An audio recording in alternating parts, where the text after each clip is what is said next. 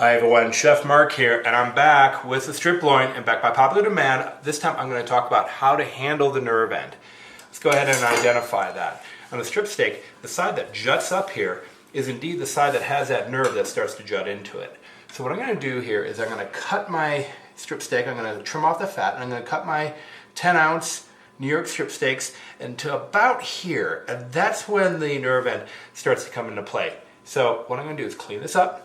I'm going to cut steaks up to this point, and then I'm going to stop, and I'm going to go into what to do with this muscle. Mise en place includes a strip steak, a boning knife, a chef knife, big cutting board. I got a tray here to catch my cut steaks, and I have a trash can over here along with a side towel. Okay, let's get to work.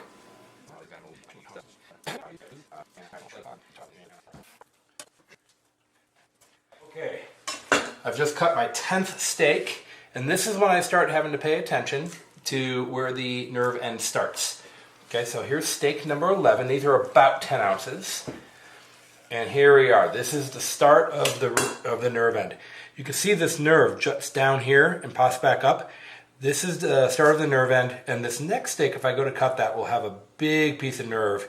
There's that nerve right there. It juts down, and it juts down, pardon me, and comes around all the way down to here. And it gets really big and fat way down there.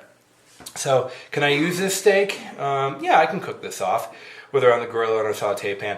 Keep in mind that it's going to be less tender because you have that nerve coming through there. In the restaurant business, this is what we would call save for well done. Okay, let me cut one more steak here so you guys can see. Sometimes, every once in a while, it depends on my audience, I might cut one more steak, but you can see just how much that kind of swoops down there. This steak is not going to be very nice at all. It's not going to be tender. And I've been into some butcher shops, and I've actually seen them try to sell these at full price. And just be careful if you're shopping for steaks, if you're looking for that right there. This is when this cooks, it's really inedible, and it really just tightens up and makes for a very untender steak. So if you're cutting your own steaks, I would avoid that. Okay, here it is. Here's the nerve end. What I like to do with this is pull the whole fat cap off. And I find it's a lot easier to be able to see what you're doing once the fat cap is removed. There's a lot of just really tough, sinewy stuff in here that you don't want. So I'm going to go ahead and remove all of that. Okay. And then the same thing here. I'm going to remove all of the fat. As much as I possibly can. The more the better. Okay, and you can see just how tough this is to cut through. Okay, good. There's a little bit right here too. That's not part of the fat cap, or part of the nerve end, but I'm going to remove that as well. Okay, now it's going to be a lot easier to see here. Here is that nerve end. What I'm going to do, I'm going to bring my knife down, and it comes down farther on this end than this end. This can be tricky to remove. There it is. Okay, that's that top part, that top muscle, and I don't know the names of these muscles. I know they have, I'm sure they have some Latin term associated with them. So I apologize for not knowing exactly what every single muscle is called.